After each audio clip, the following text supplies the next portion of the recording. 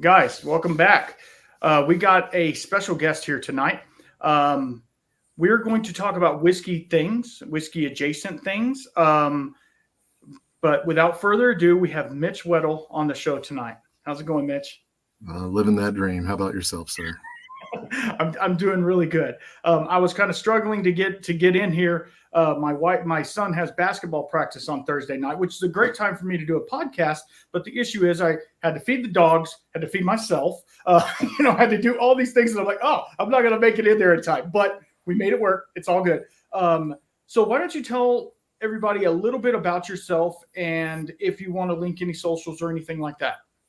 Yeah. Okay. So whiskey stuff. I am a level 3 whiskey sommelier. I'm an executive bourbon steward. I've completed the 6-day distiller course and education course at Moonshine University. I was a cooper for Brown-Forman for 4 years, and I was a distillery supervisor at Heaven Hill for about 4 years as well. Third generation. My grandfather worked at Seagram's. My dad worked at Brown-Forman. So did I for a little bit.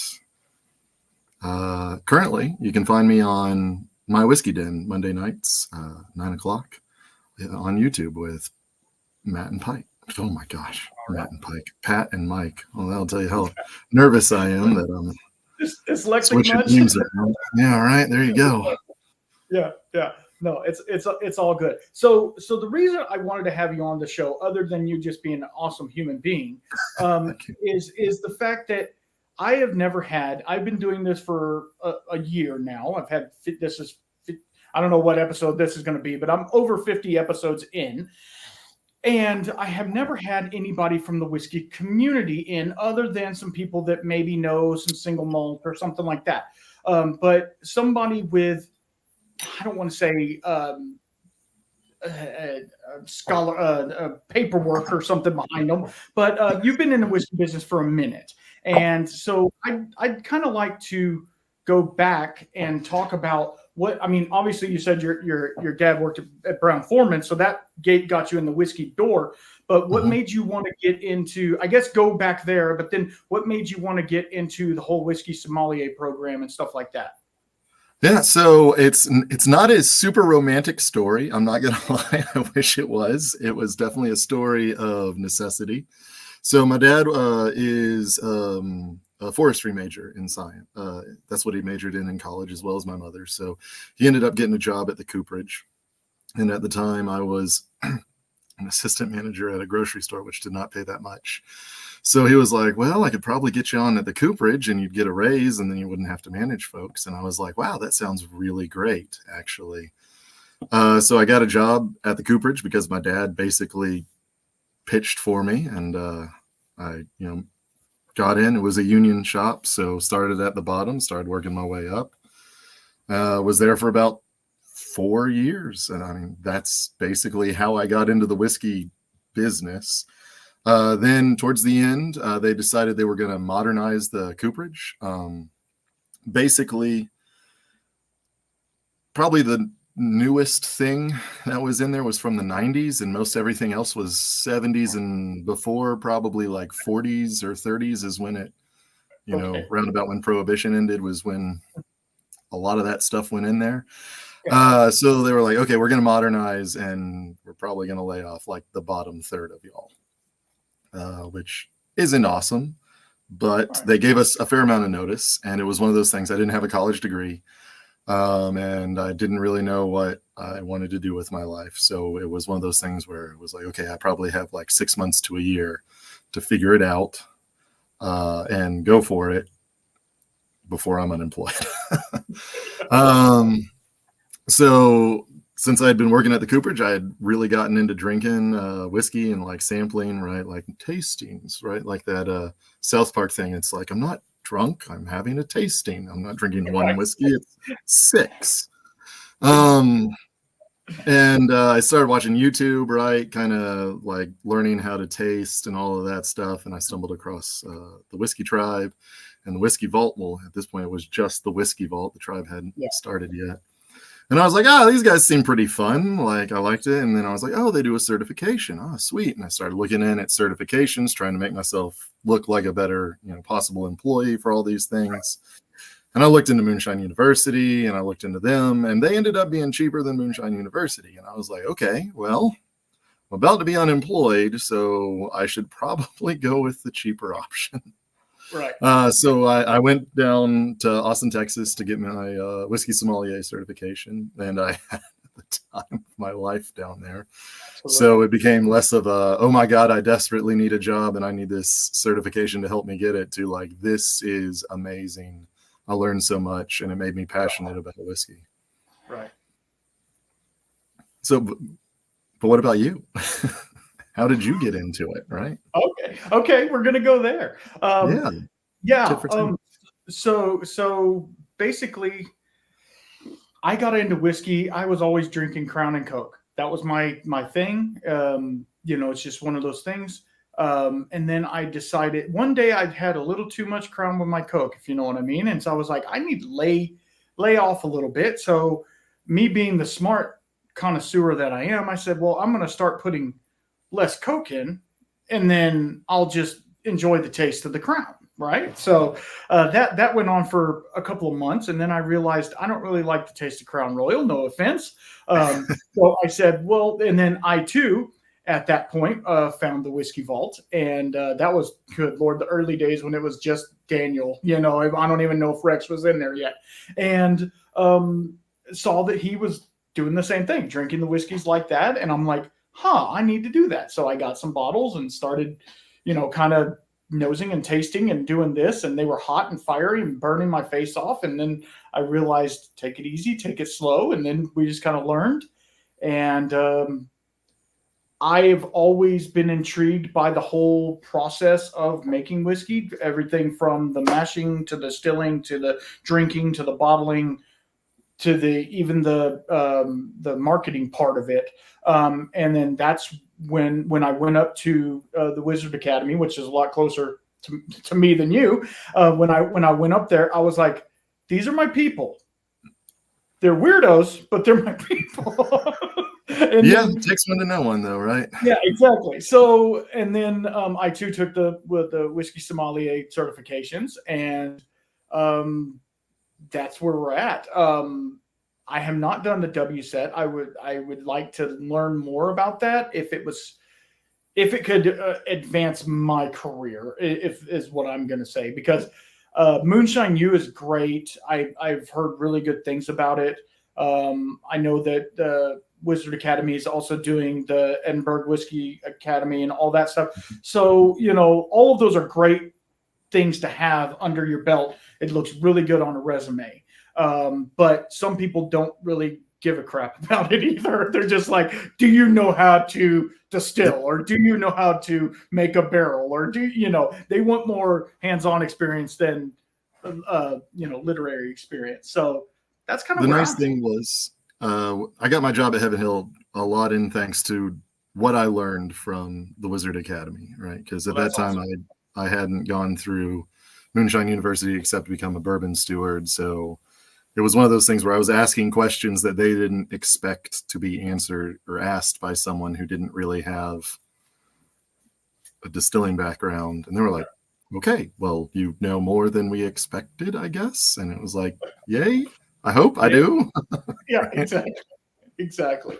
That's awesome. So tell us about Heaven Hill, because that intrigues me, because for everybody who's into whiskey or into the whiskey, they love the shiny parts. They love how it's made. They love, we are also the type of people who like to watch that show, how it's made, because I want to know how they make plastic bags or whatever. Like, we want to know that crap. We want to know all of that, the process. So get us into the process and kind of what you did and obviously everybody knows what Heaven Hill is, but like how you fit into their process.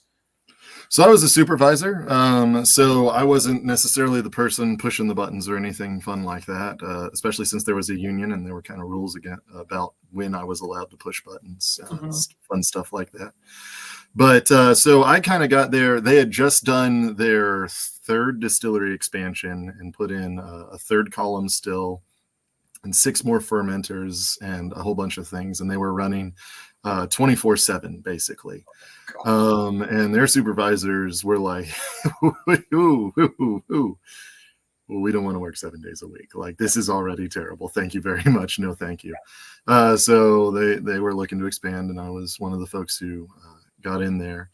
But I mean, let's get nerdy with it and start at the beginning, right? So Heaven Hill burned down. Their distillery in, I think, 96? I should probably remember that, considering I worked there, but unfortunately I don't. And they were really faced with a choice, right? They could either build a new distillery or buy a distillery, right? Either one that was running or that was, like recently mothballed. So they ended up buying a distillery in Louisville, Kentucky. And it's the Bernheim Distillery, which if you see Bernheim wheat, it's named after the same folks. And it is actually in Kentucky, DSPKY1, which means it's the first plant to have a legal license after Prohibition to distill alcohol. Definitely not the first illegal one. I'll put it that way, right?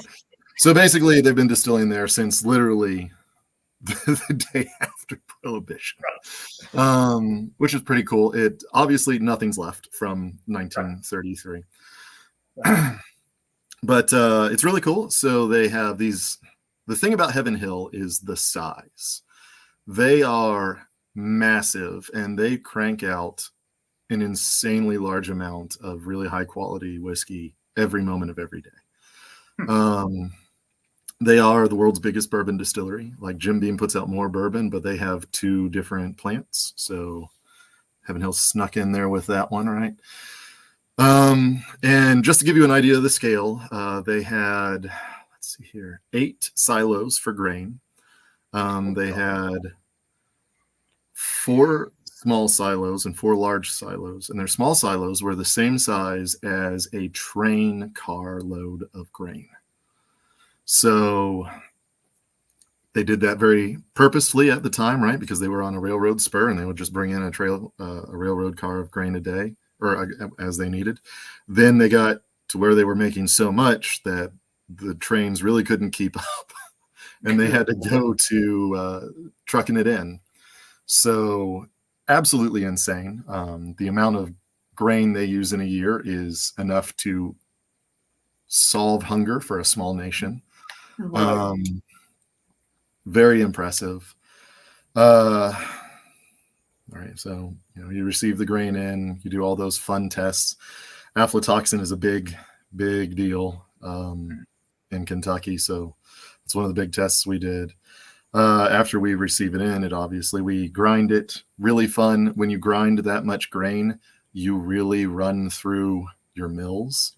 Yes, I'm sure. And one of the most common things we had was the screens that we would shake. We'd use to shake, the cobs and foreign material out. Would get holes in it because, like a rock would get through it or something like that. And then suddenly in the bottom of the still, you'd just go to start draining it out, and you just have whole corn just pouring out of it. You're like, oh, well, time, hey, maintenance, like, we really need you to check those screens.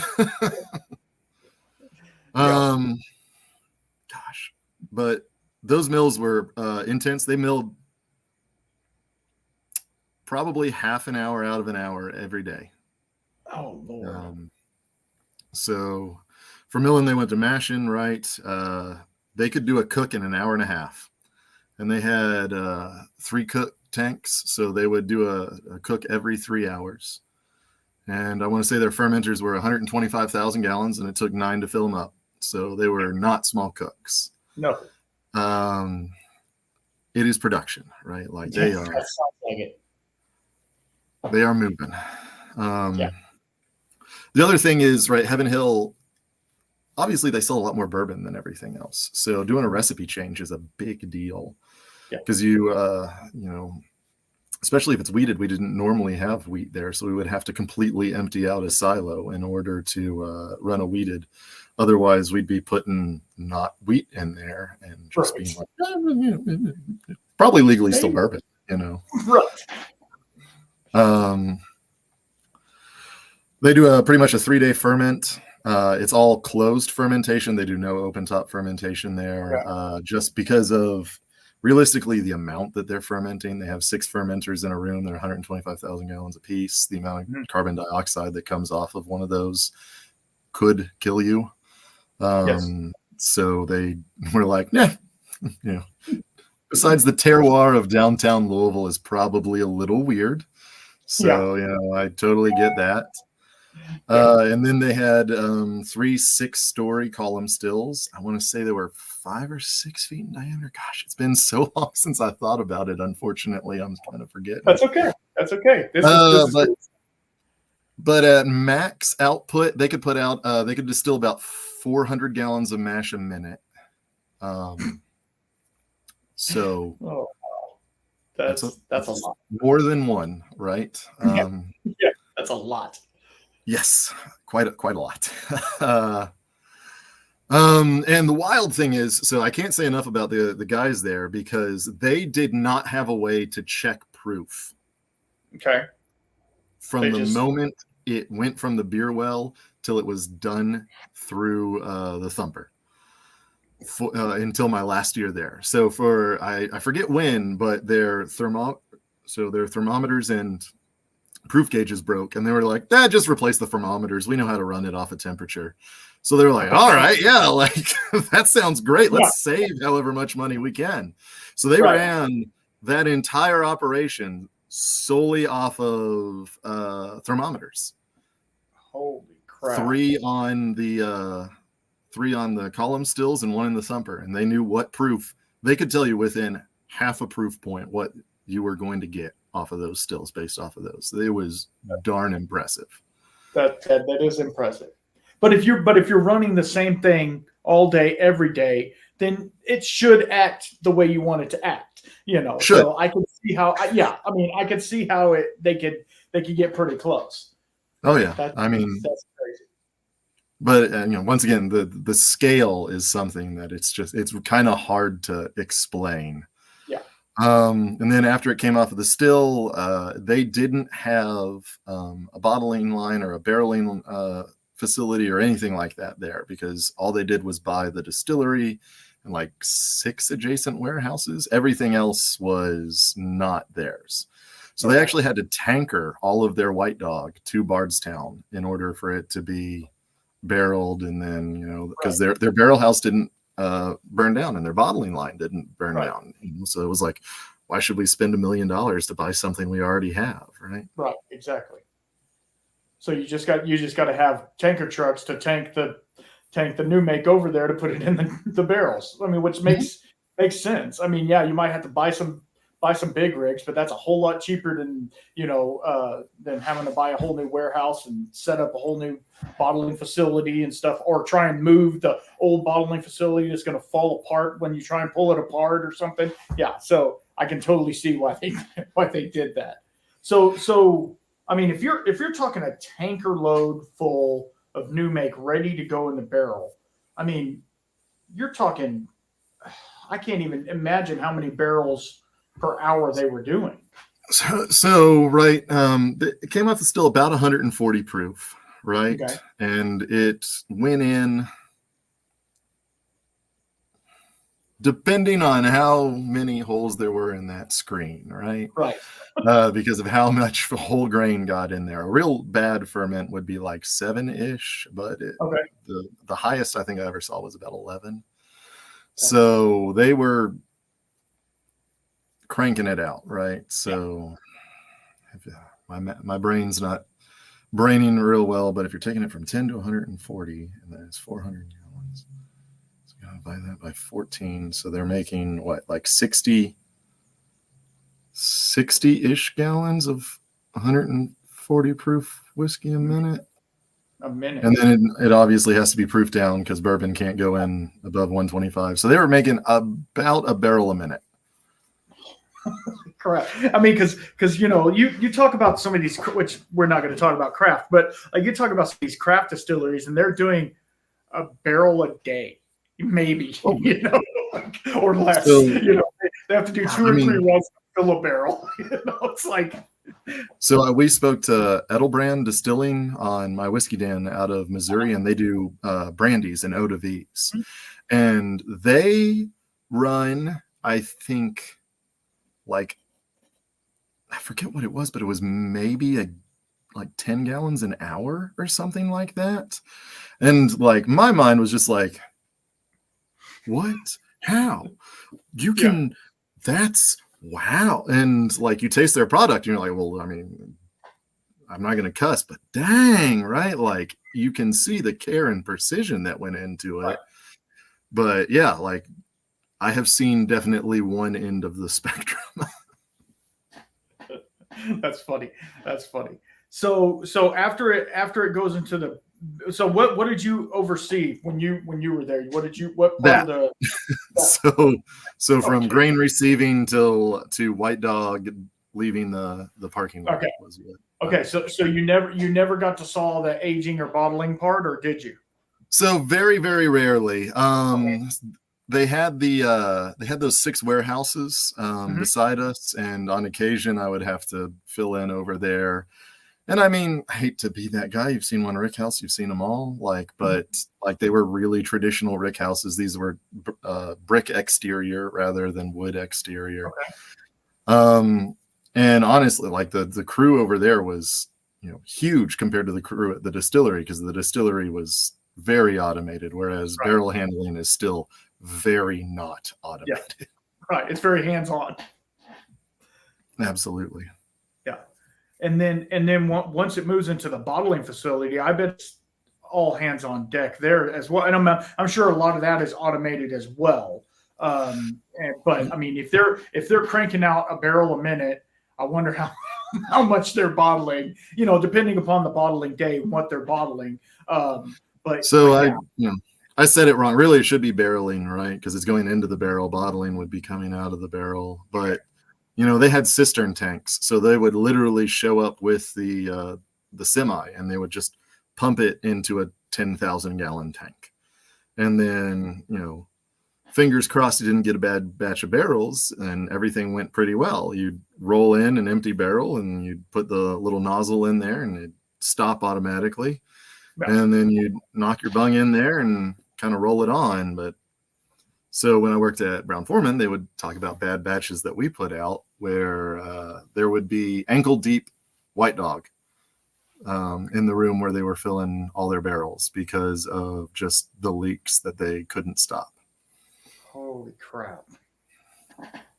Now, is that because of barrels not being tested, or is it because they were just too new, or so it's one of those things where they would tell us it's because of everything we did, right, and we need to do better, right, which is kind of sure, like whatever, it's management's prerogative. But I think it was like, oh hey, that trailer didn't get pulled at the right time.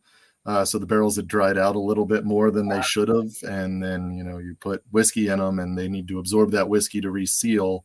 Right. And whoops. Yeah. So.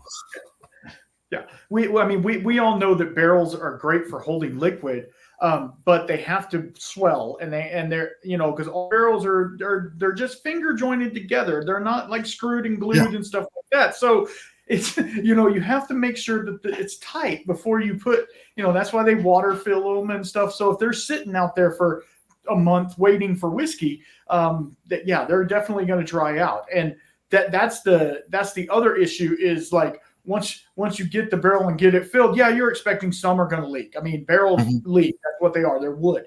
And sometimes you're going to find a hairline, something in it that's not great. But at the same time, like, it should do the job it's supposed to do. So there was obviously something further down the line that wasn't cooperating like it should. Hopefully, either that, and it's also possible we get like a very bad batch of wood. So it's interesting. So we used all American white oak, and there is a worm that just loves to eat American white oak. And it leaves behind these super tiny pinholes that aren't actually holes, because as it goes and eats, it comes out the other end. Got it. And it's a slightly lighter color than the rest of the wood. And it's, just this tiny, and I mean pinhole that is just a lighter color. And you have to watch for those. And if you don't, it gets through, right? And the problem is their poo is basically not water soluble, but it is alcohol soluble. So like you test it with water and you're like, yeah, it seal's great. I don't know what you're talking about. And then the moment they put, White Dog in there, they're like, look at all these holes. What do you mean? So. That's crazy. It's just spewing out of there. I could just see it just spraying everywhere. That's funny. So I mean, obviously there's a huge difference because every distillery is going to be different. But tell us a little bit the difference between the Brown-Forman and Heaven Hill, like their practices and stuff like. I mean, if you can, I don't want to get into NDA stuff. So I can't really talk about Brown-Forman's distilling practices because I was a cooper at Brown-Forman, right? Right. The thing was, right, Brown-Forman was very proud of having 2 cooperages that they used to make the overwhelming majority of their barrels. They came out with Cooper's Craft, right? It's a little bit of Schadenfreude for me because after they upgraded, they thirded production at the cooperage. It did not go the way they were expecting it to. So it was one of those like, yeah. Some of us were pretty good moments. But, it's Brown-Forman. It's not like they're going to be like, oh, no, this is totally going to affect anything other than like 4 people's day who will fix it. Yeah, exactly. So what is the production like at Brown-Forman? I mean, I know they have a large line as well. Is that correct? So we were mostly making the barrels for Old Forester, Woodford Reserve. We made tequila barrels for their Herradura brand, and then also we helped with Jack Daniels. They had a distillery in northern Alabama that pretty much like everything they did basically went to Jack Daniels because they were closer, and we were closer to Brown-Forman and Woodford. Right. But it's great, right? So let's get nerdy with it again, right? Let's go. So you bring in the staves, right? And they're just pieces of wood. They're not even rectangular pieces of wood, if I'm 100% honest. They're vaguely rectangular pieces of wood. And then, they air dry them in the yard as long as they can because they also owned a lot of the mills. So if a mill was like, we're running out of room, it's like, all right, well, we're getting green wood. And then they would kiln dry them.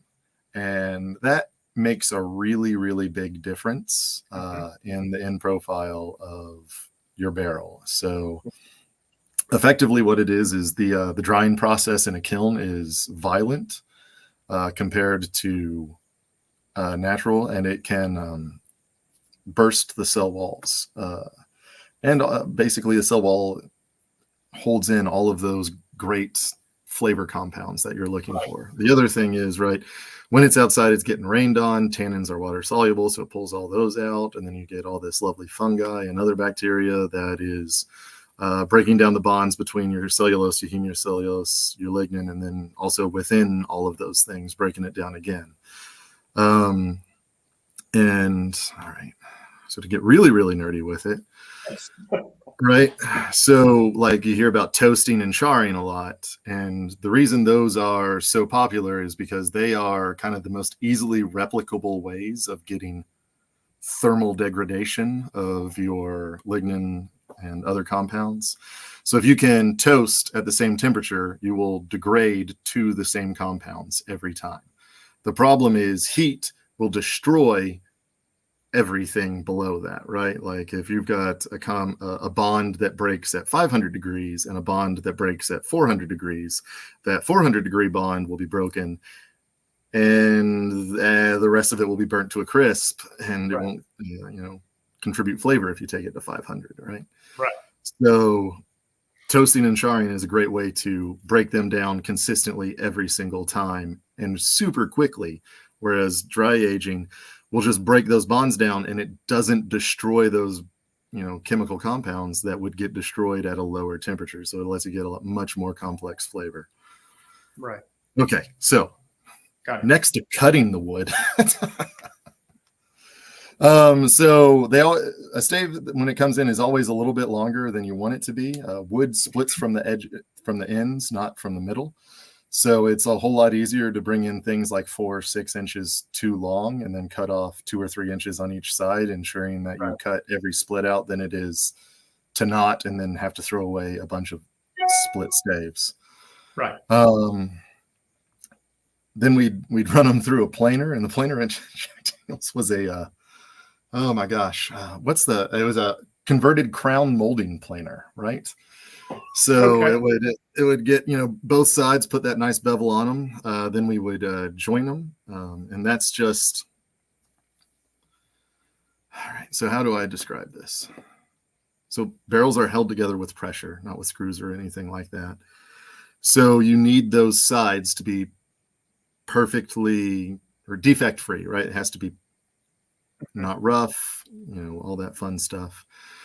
So you would joint them. And the other thing is barrels have, a barrel shape. They are curved. They are thicker in the middle, slightly like me. And the way that we did that was there was basically a 5-foot wheel with knives in it that spun really fast. Okay. And those knives would be at an angle, right? So if you think about a circle that's spinning, and then if you suddenly say, okay, it's not a circle, we're going to make it 3D, right?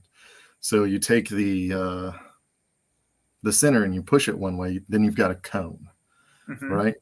So now let's say you've got this cone and you put something in it, right? If you put it in the dead center, it'll eventually go, and then it'll start shaving down the edges before it starts shaving down the center. So that's what we would do. We would set the knives at a very specific angle so it would shave more off of the edges rather than the center. So it would give it that really nice curves. Got it. Which was fun because you would have to change them every other day. Wow. Let's see here. So after that, right, was the actual raising of the barrels. Brown-Forman is intense. It was very hands-on when I went there. I'm pretty sure it still is. Effectively, you got a really heavy iron hoop, and they would tell you, okay, we set our knives at this. So you are shooting for 27 staves. And you would have to put in 26, 27, or 28 staves into that barrel and make it perfect. And if you made it too loose, you'd have to take small ones out and replace them with bigger ones. And if you made it too tight, you would have to either use a sledgehammer to get that last one in, or replace it, bigger one with a smaller one. And I never got good enough that I didn't need a sledgehammer. But there were people there who were. They could just see a cart and build a barrel. It was insane. That's crazy. That is crazy. So Brown-Forman steamed their barrels. So other folks don't do it that way. There's kind of two thoughts. One is steaming, right? You're just getting as much hot water in there as you can, and it will make the wood relatively pliable. And the other one is you kind of bend it while you toast / char it by spraying the outside and then slowly constricting the barrels together. Positive and negatives to both. Steam, once again, very hot, so it can destroy some flavor compounds in there. But that being said, it's not going super deep, whereas a char kind of is. So, fun stuff there. Yeah. Then after that, it was we would toast our barrels. They had a massive room. This entire job, toasting barrels. It's basically, if you've ever seen those tall yellow pylons that are designed to keep you from driving into like Target. Yeah. It would basically look like those, but they were just, self-contained ovens. So they would set the barrel on top of it, and it would give it the same toast all the way because it was the same temperature from top to bottom. Right. Then charring, they're flamethrowers. We use natural gas. So, depending on what we were making, like we made the double oak barrels there. Mm-hmm. They didn't get charred very long. Normal stuff got charred twice as long as them, right? And then assemble the heads on, put the hoops, quality test, and ship. Wow. I mean, it's crazy how much goes into just making a barrel. Like people just think, oh, it's just wood. You slap it together. It's not a big deal. But it's a science for sure. And whoever, I mean, and then once you perfect it, you just got to create the mold over and over again. So as long as you have good product to work with, and that's talking with Chris Conrad at Badmo. He's like, that's the issue that everyone is having is they're getting subpar wood because it doesn't meet the. And so like these bigger distilleries, like the ones you've worked for, they have the ability to throw out the ones they don't want because they're like, hey, I'm Brown Foreman. I can do what I want. I don't want this wood, Whereas the smaller craft guys, they kind of got to pick what they can get because you're getting the leftovers from the guys anyway. So it's pretty crazy how wood makes such a huge difference in the whole whiskey manufacturing part of it. It's crazy. So 2 things. One, they still don't throw them out. They're just big enough that they can blend it out, so they care a little less. And 2, yeah, I mean, the flavor that a barrel provides is, people say it's somewhere between, I've heard as high as 2/3, which I think is a bit much. Yeah. But, down to 1/3, which I think is a bit low. But also, I mean, hey, if you're not aging that long, yeah, absolutely. Right. Yeah. And it's crazy because when you start talking scotches and stuff, they know they're going to leave that stuff in there for 10, 12, 15, 20 years. And so they're not really getting as much wood impact. Whereas with bourbons being in that new oak, the impact of the wood is going to be substantial very fast. I don't know, like, yeah, I know Elijah Craig has a 12-year and an 18-year, but like these are, pretty special bottlings. Most of the bourbons coming out of Kentucky, wherever, most of them are between 6 and 8 years. Is that correct? I might push that up to 10, right? Knob Creek kind of is a 9-year-old. You got Russell's Reserve at 10. So some of the slightly more premiums skew that a little higher, but yeah, the majority of just, buy it on the shelf because it has their name on it is probably like 4 to 6, maybe 8 on the higher end years old. But yeah, you were saying earlier, first use to second use on a barrel drops it 80% of like extractable compounds. So Scotch knows they can age things 5 times longer than us on the first use. Right. And they'll use them 3 times. And then they have the choice of, rejuvenating them if they want to. So right. Yeah. It's fun. Yeah, that's crazy. That it always intrigues me, like the impact of the barrel. And then, like when you're talking single barrels, that takes it to a whole nother level because the variation drift between a barrel to barrel can be substantial. It can also normally it's only a 10 to 12% variation between barrels. Normally, I mean, you're going to get some weird ones out there and some unicorn barrels or whatever, but like is it because you're getting from one specific, I don't want to say farm of wood, but like if a cooperage is buying wood from a specific place, I don't know what, like a forest. There we go. That's the word. A specific forest. Does that flavor profile follow through with the wood, or is it just every tree is different? Or do you even know that? Well, I do, but there's like 3 answers to that question. Okay. So the first answer is the single biggest impact to change the flavor that a barrel provides is climate. And that includes where in a rick house you have it. So if it's, near the top and a lot hotter or near the bottom and a lot cooler. So that's going to be the biggest impact on the flavor that a barrel provides. But yes, terroir is a thing in barrels. Absolutely. So you can get micro with it and say within, certain biomes, certain forests do have different flavors that they provide because realistically what it is different nutrients and minerals in the soil will create different extractable compounds is what I'll call them, right?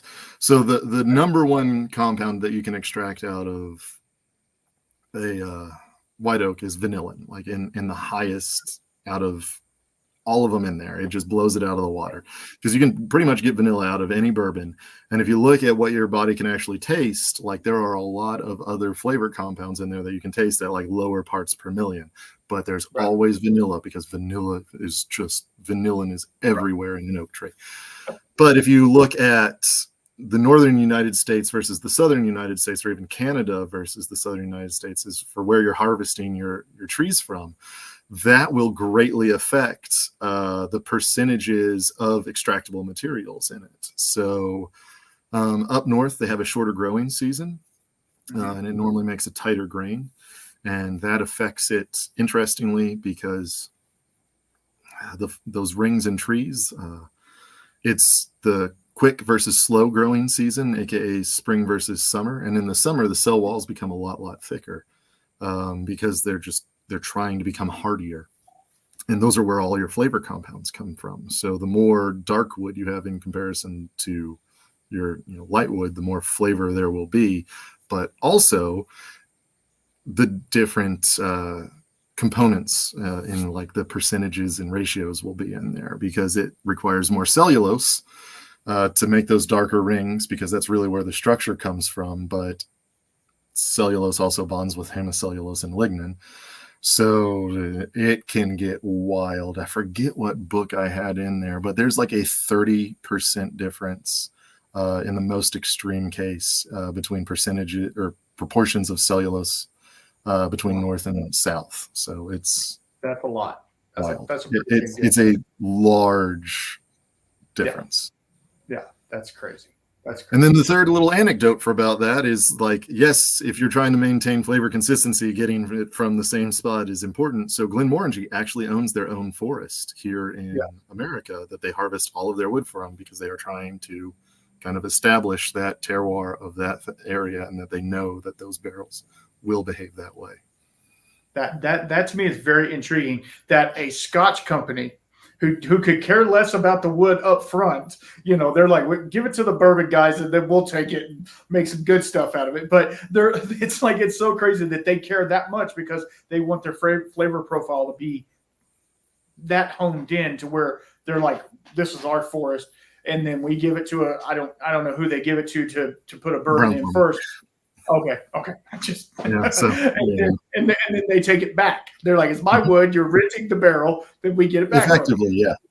So that's fun. Also, oh my God, working with their wood was glorious, because they wanted theirs air dried, much longer than Jack Daniels did. So like you'd get it and it just handled like it was butter. Like you felt like you could get out there with like a dull brick and shape the wood into like whatever you wanted to, compared to like some of the stuff we used to make other barrels.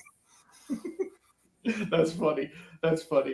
Yeah, I mean, it's crazy, and we don't have to talk about wood all night because I know you talk about it a lot. I like it.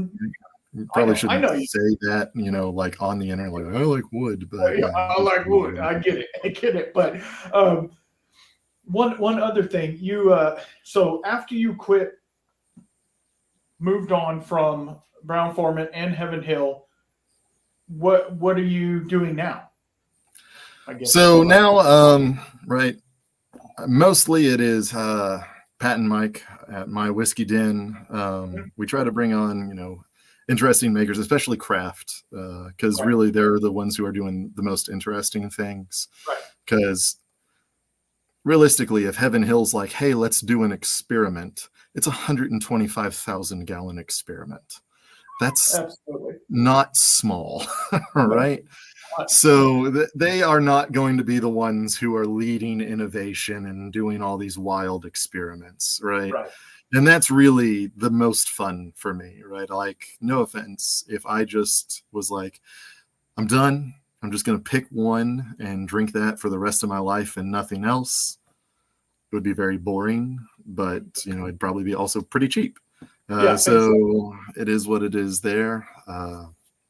I do the tastings and fun, kind of classes, stuff like that on occasion. It's just one of those fun things where like I have a day job.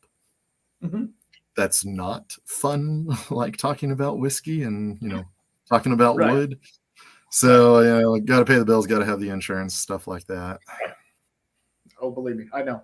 I know exactly what you mean. But I guess, where was I going? So I've had people ask me multiple times, and this could be a 2-hour topic, and we don't have to make it 2 hours. But there's this huge boom in bourbon right now, and everybody's talking about it. It's a huge thing. The issue is, and I've seen it, and I know other people have seen it. It's at its pinnacle, and it's fixing to dip off. I feel it's fixing to dip. There's people out there buying bourbons for ridiculous amounts of money with not a care in the world. They're buying 20 deep of Pappy 23 just to say they have them on their shelf. They're doing these things because they have an unlimited budget. So what it's going to do is it's going to cap the market, and therefore it's going to – now, is it going to affect the whiskey distilleries? Yeah, a little bit probably, but is it good for the whiskey? I hate to say a whiskey purist, but for the whiskey purists like us that just want to enjoy it and be able to get one of those bottles eventually. How do you feel about that? It's a complex subject, right? Yeah, you could talk about it for hours. So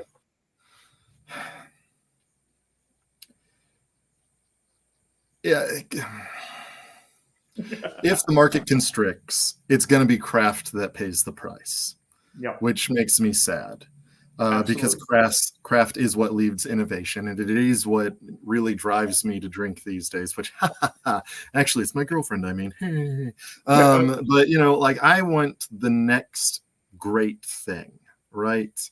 And the next great thing is not Pappy 23. It's been the great thing for 30 years. Like we can move on from, or I can move on from that. Right. That being said, so one of the things they teach you in the whiskey sommelier school is like you can be absolutely great at business and have a terrible product. And you can also have an amazing product and be terrible at business. And both of those folks are going to be able to succeed while bourbon is booming. And they will both fail when it stops. Absolutely. So those folks who are great at business with bad products that fail, I'm not sad to see them go. I'm going to be blunt, right? Like if I don't like drinking your product and I can no longer drink your product, that is not a bad thing for me. It's going to be those distillers that I do like their product, but they, for some reason, something in their business plan didn't go according to plan or didn't pan out or something like that fail. That's going to be what I don't like. Right.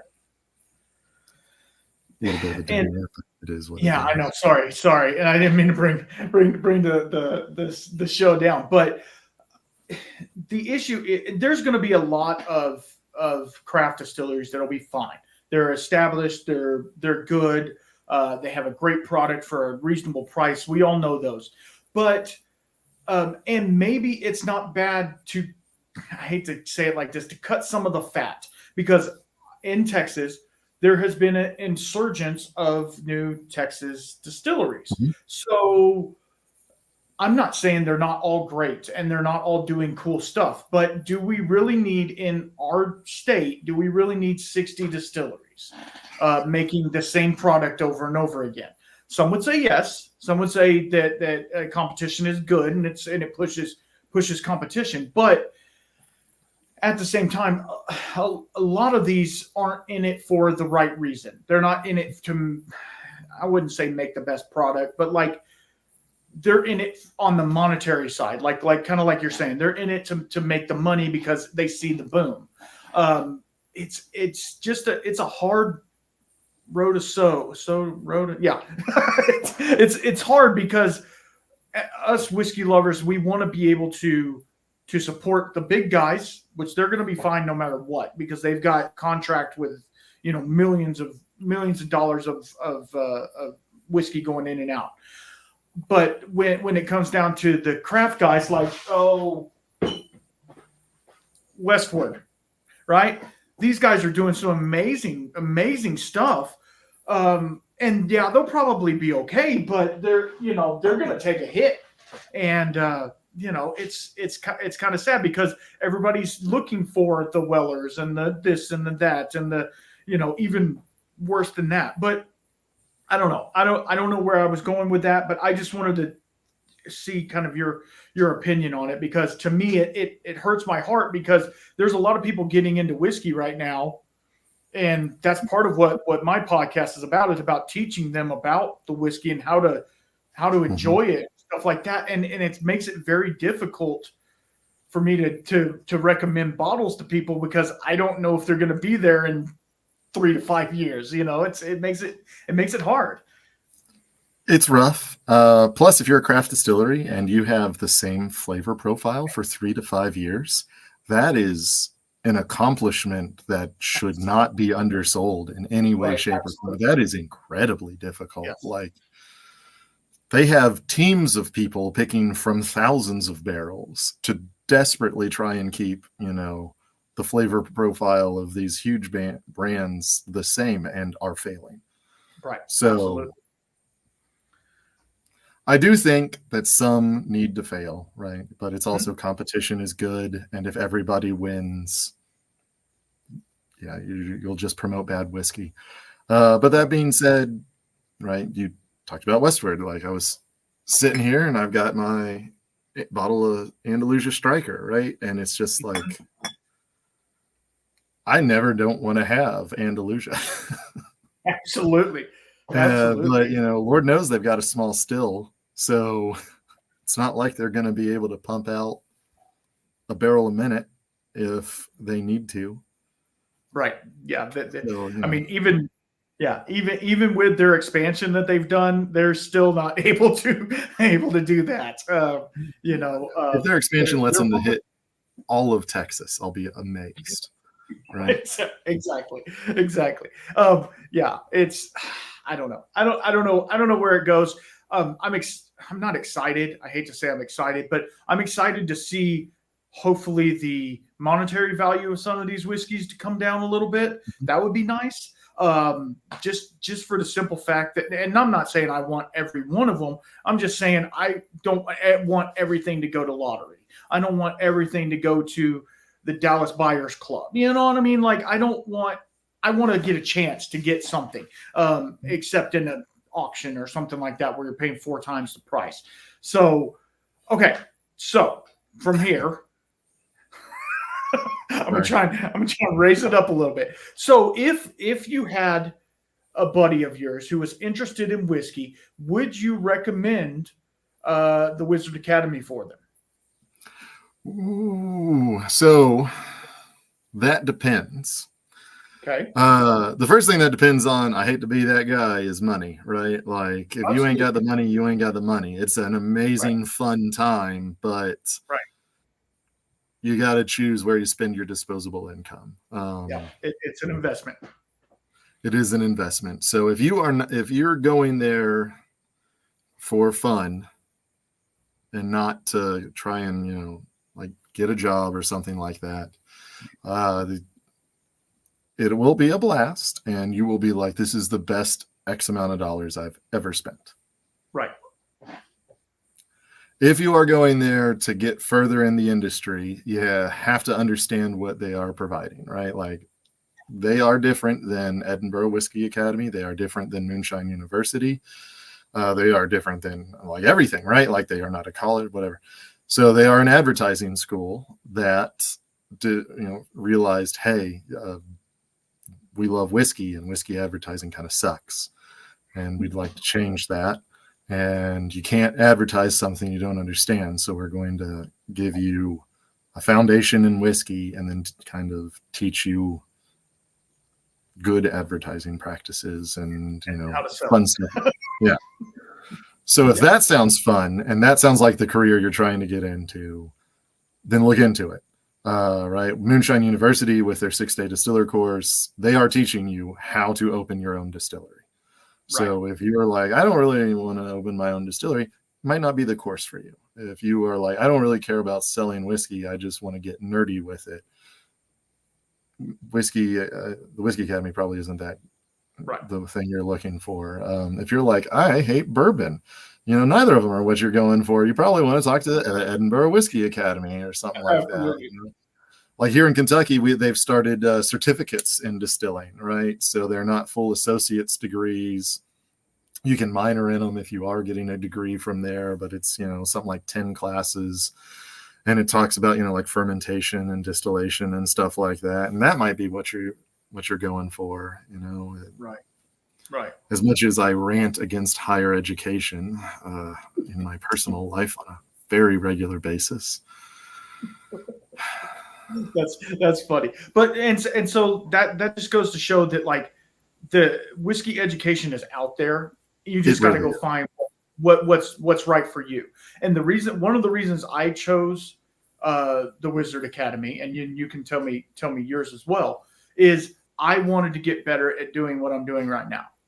Talking about whiskey. Obviously, I just came off of chemo, so I still get a little chemo head every once in a while. So that's one thing I'm dealing with as well. So that sucks. But you can blame it on your whiskey. Just you can be like, I drink a lot of whiskey. But and that's why I got into it, because I had a little bit of the knowledge, and it gave me more knowledge, but it also gave me the prowess to speak about it and not be afraid to be wrong, and to be able to speak with, how do you say fervor, to speak with fervor about it, and then be like, oh, I was wrong, I'm sorry, let me correct that, and then we'll go on. So like that's my thing. Like, I'm not saying that I know everything, and I don't want to know. Well, I do want to know everything eventually, but it's just one of those things where, like, yeah, I mean, this was the right path for me. Moonshine U is also a very good path. I've thought about just, opening a distillery and stuff like that. Obviously, the monetary part of opening a distillery is a huge hurdle. So the distiller's course, a week long, you can do that and then be prepared for that. And most of the time, if you're really nerdy into whiskey, and if you're listening to this show, you probably are, most of the stuff that they're going to talk about at Moonshine. Obviously, Moonshine is hands-on. You're going to get the course down. So that part is super cool. But what made you pick the Wizard Academy as well? Did I already say that? Maybe. I'm also drinking whiskey, so we can blame chemo and whiskey at this point. Like when I first chose it, I was trying to get anything that would make me, an appealable employee, right? I remember they were a little cheaper. Also, they were at the right time. That was the other thing, right? Because it's not like continuous classes, right? Plus, watching the videos, I was like, this seems fun. It might be great to become like a whiskey marketer of some kind, right? Like just a rep or something like that. And it's like, okay, so if I get this and maybe finish my associate's degree or something like that, I can probably be a rep somewhere for somebody. And then I looked at how much like entry-level rep pay was, and I was like, oh, I made a poor decision. I think at the time it was like $30,000 a year, and I was like, that's like $14 an hour. Great. Yeah, that's what a lot of people need to understand when they go into a college courses and think they're going to get all these different degrees. Look at what the pay scale is on some of those degrees, because it's my buddy got a master's in, oh God, what was it? Underwater basket weaving or something stupid like that, and like the gross median income on it was like $28,000 or something. And I'm like, so you spent 4 years of your life trying to go to college for this, and your job doesn't make any money. It's just but it's not always about making money. It's about being happy, right? So I've been happy poor, and I've been happy middle class, and I've been unhappy poor, and I've been unhappy middle class. And I would take middle class over poor on both of those. I'm going to be 100% honest. Absolutely. I'll lay that out there right now. That is true. That is true. And one thing, and then we'll close it on this, and I'll let you do your final remarks as well. But one thing that, after going through what I've gone through these past couple of months, one thing that I've realized, and one thing that this has put into focus for me, is somebody told me, and it might have, I don't even know who it was. It's not live to work, it's work to live. Mm-hmm. You know, and you're just basically trying to get enough funds to pay your bills so that you can live your life to the best of your ability, and hopefully have some good whiskey along the way. But yeah, I mean, and people fret too much on the small stuff. Like we were talking about the bourbon going down and stuff like that. Yeah, it could happen. It can not happen. Who knows? Who cares? Really, it doesn't really affect. I mean, unless you're directly tied to it, it doesn't really affect any of us. It might make it harder to get bottles and stuff like that. But unless you're financially tied to it in the stock market or something, then it might make a difference. But yeah, I want to err more on the side of positivity with all this, and just be like, maybe it'll be a chance for us to get some cool stuff. Who knows? So I don't think it'll be a crash like it was last time, right? Where it was just like, hey, we went down to like 5 distilleries, right? But it has to constrict, right? You can't have something with unlimited growth. No, so, you can't. Okay. Yeah. All right. It is what it is. All right. So do you want to give everybody your socials, or where they can find you, or if they want to check out the Whiskey Den or anything like that? Yeah. So, I mean, my name is Mitch Wettle, Wettle. I'm on Facebook. You're welcome to reach out to me there. You can find me on my Whiskey Den. That's really the easiest place, because I am there every Monday at 9, and you can chat. We're live. You can, I mean, so long as we're not interviewing someone, you're welcome to throw out random questions. If we're interviewing someone, like, be respectful, you know. Exactly. Other than that, if you want to email me, mwettle@gmail.com. If you say terrible things, I'll just delete the email. It's not, anything wild like that. But yeah, but definitely check out my Whiskey Den. It's fun. That's why I do it. On a slightly positive note, huge shout out for beating cancer, and also hopefully defending your championship in the chili cook-off coming up here shortly. Not sure when this will come out, so I might look a fool, or I might look like I'm a great victor. You won't look a fool. It's gonna happen. It's gonna happen, because I was talking to my wife today about that, and I was saying, man, I'm thinking about tweaking the recipe and blah blah. She goes, "Are you going to tweak the recipe? Really? Like, this is the award-winning?" I said, "But yeah, but what if it was a fluke? And so I don't know. It makes me very nervous, because like when they put you on that pedestal, you're like, oh crap, I gotta make sure I deliver.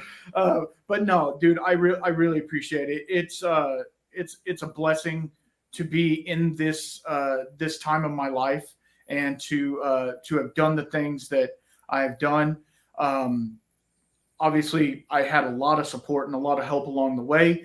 And that's a big part of my boost to get through this. But yeah, I mean, for those of y'all who don't know Mitch and or anything, he was a major donor to the Whiskey Vault. I mean, I don't even want to know how many bottles. Do you even know how many bottles you donated? It was 50 some. Okay.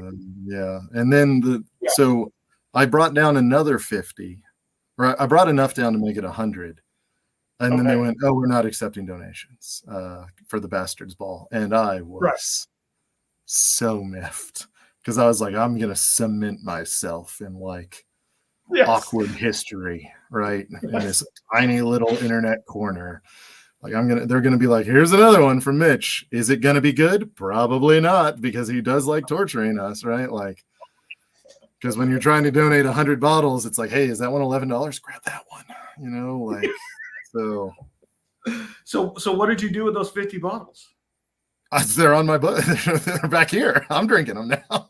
I mean, I'm so close to Austin. You could have just drove them to my house. Well, you know. I mean, I don't know if I would want them either. I will say I have made a couple trips in my life where it's one of those things. If you ran into the back of my car, there would be a fireball, and not a small one. Like because that was. I brought down 50 to donate, and then while I was down there, I bought all sorts of Texas whiskey while I was down there because we went to DFW, Houston, Austin, Blanco,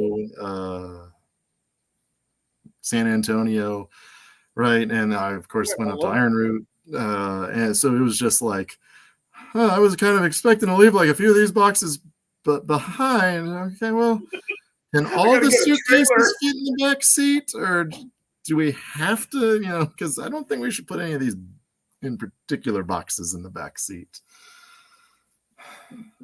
Oh, that's funny. That's funny. Oh, yeah. That's amazing. Driving up 65 in a car like that, and you're just like, I got like 200 pounds of whiskey back there. That's good. That's good. So, with the Whiskey Den, have y'all done any like single barrel picks or anything like that? So not yet. Before I joined, they were supposed to, and something happened that I won't get into that stopped that. But we're members of the Bar Cart Co-op, so that includes Alan Bishop. So his 3 podcasts now, because he's got Distiller's Talk. If you have Ghosts, you have everything, and the One Piece at a Time Distilling Institute, and then you've got Kevin with his Bourbon Turntable, and then you have David Levine with Whiskey My Wedding Ring, and he does picks, and all of his are so good. So like if you really want to do picks, like he's kind of the guy to go through. I think Mike, Pat, and I are all like kind of middle-age-ish, and it's like that's a lot of work. Yeah, it is. And David's. So the joke is David's willing to do things we're not. There you go. All of that work is one of them. Yeah, exactly. No, I always ask because it's hard if you don't have a group of people. It's hard to get a pick. It's hard to get people to respond back to an email, let alone get a barrel of whiskey from them. For a proper amount, they're not trying to sell you for $20,000. So so yeah, because I'm not Irene Tan, I can't just walk in somewhere and be like, I want that. Okay, it's yours. I can't do that. It'd be nice if we all were though. Oh. Yeah, absolutely. But anyway, okay. Well, we are going to wrap this one up, and I appreciate you so much for coming on, bud. And it was a lot of fun, and we will have to do it again in the future. And we'll talk about some other weird something else for sure. Stick on real fast, obviously. But yeah, I will catch y'all on the flip side. And until next time, where am I at? Keep your spirits up.